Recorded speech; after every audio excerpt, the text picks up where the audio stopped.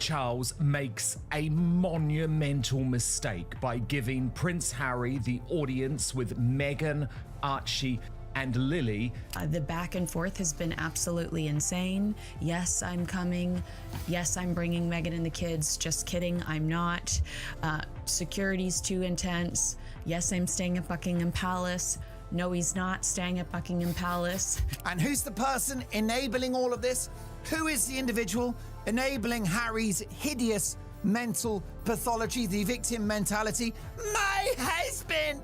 Yes, Meghan Markle, his wife. The King and the royal courtiers, the royal staff, are absolutely furious with Harry for his response to his crushing defeat by the Daily Mail in the High Court last week.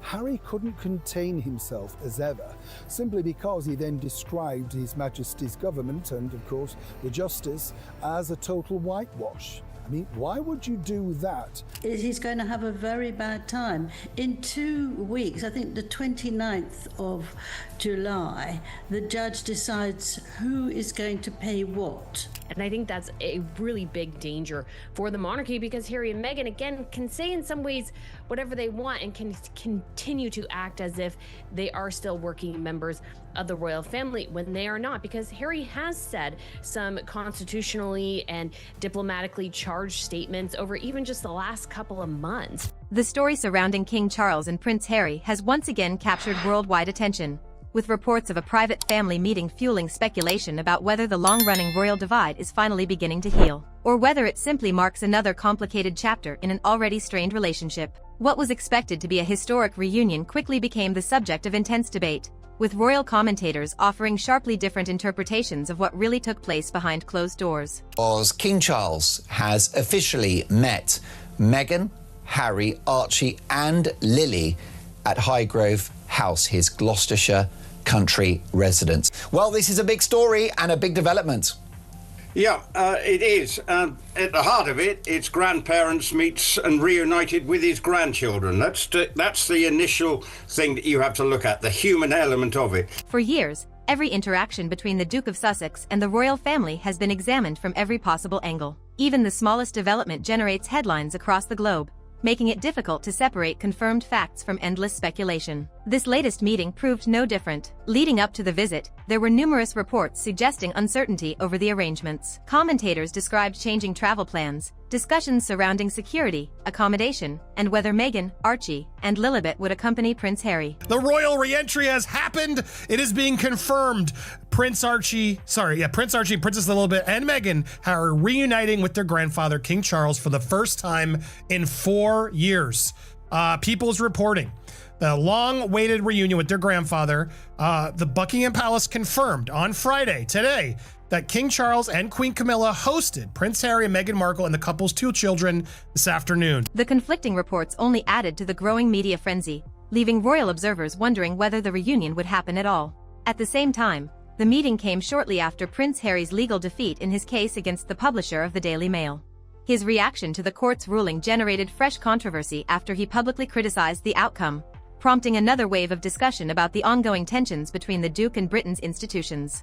Several royal commentators argued that these remarks created an uncomfortable situation for the palace, particularly given the constitutional role of the monarch. Against this backdrop, news eventually emerged that King Charles had agreed to meet Prince Harry, Meghan, Archie, and Lilibet at Highgrove House, his private country residence. The announcement immediately sparked headlines around the world, with many portraying the gathering as a long-awaited family reunion and perhaps the first meaningful step toward reconciliation after years of public disagreements. From a personal perspective, the meeting represented something many people could understand: a grandfather spending time with his grandchildren. Regardless of royal titles or public controversy, family relationships often remain deeply emotional, and many observers viewed the reunion through that lens. However, others questioned whether there was more to the story than the optimistic headlines suggested. According to reports discussed by several royal commentators, the final confirmation for the meeting reportedly arrived only shortly before it actually took place. If accurate, such last-minute arrangements may have reflected the palace's desire to keep the gathering private and avoid unnecessary media attention.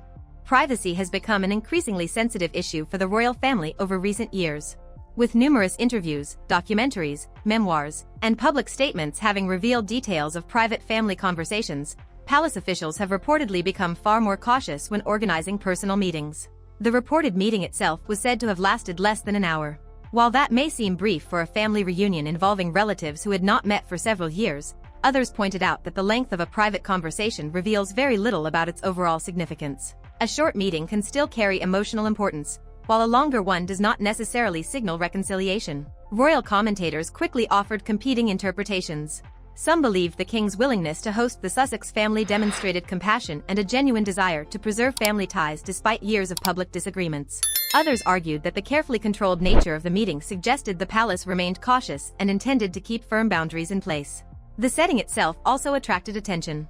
Rather than presenting the occasion as a public royal event, reports indicated the gathering was handled as a strictly private family meeting. There were no ceremonial appearances, no official engagements attached to the visit, and no indication that the Sussexes had resumed any working royal responsibilities. Another point widely discussed involved the requests reportedly made before the visit. Several commentators claimed Prince Harry had hoped for different travel arrangements and accommodation, while others suggested discussions had taken place regarding scheduling and security. None of these reports have been officially confirmed by Buckingham Palace, but they nevertheless became part of the broader media conversation surrounding the visit. Whether accurate or not, these stories reinforced one recurring theme that has defined relations between both sides for several years. Negotiations over even the smallest details continue to attract enormous public interest. Attention also turned toward Queen Camilla. Observers noted that her reported presence during the meeting differed from certain previous family discussions between King Charles and Prince Harry.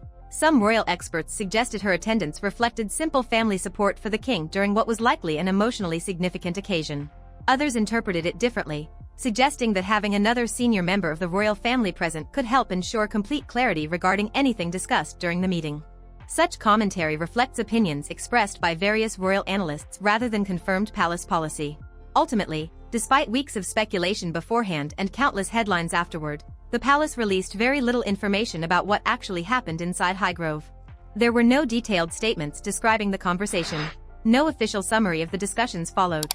Instead, Buckingham Palace treated the occasion as a private family matter, allowing public speculation to continue while revealing almost nothing beyond the basic confirmation that the meeting had taken place. Ironically, that silence may have generated even more attention than a detailed statement ever could. In today's media landscape, a single image can carry enormous influence. A photograph featuring King Charles alongside Prince Harry, Meghan, Archie, and Lilibet would almost certainly have dominated newspaper front pages around the world. Instead, Buckingham Palace chose not to release any pictures, describing the gathering as a strictly private family occasion. That decision immediately fueled speculation. Some royal commentators suggested the palace intentionally avoided creating a public moment that could be interpreted as a full reconciliation. Others argued the absence of photographs simply reflected the king's desire to keep a deeply personal family meeting away from media attention. Regardless of the reason, the lack of imagery became one of the biggest talking points following the visit. Many royal analysts noted that public perception often depends as much on symbolism as it does on official statements. A smiling family portrait could have been interpreted as a fresh beginning, while the absence of one allowed every observer to reach their own conclusions. Another subject attracting attention was the broader question facing the monarchy itself. While King Charles may naturally wish to maintain a relationship with his youngest son and grandchildren, he also serves as the head of an institution that has existed for centuries. Royal commentators frequently pointed out that every personal decision involving senior members of the family inevitably carries constitutional and public implications.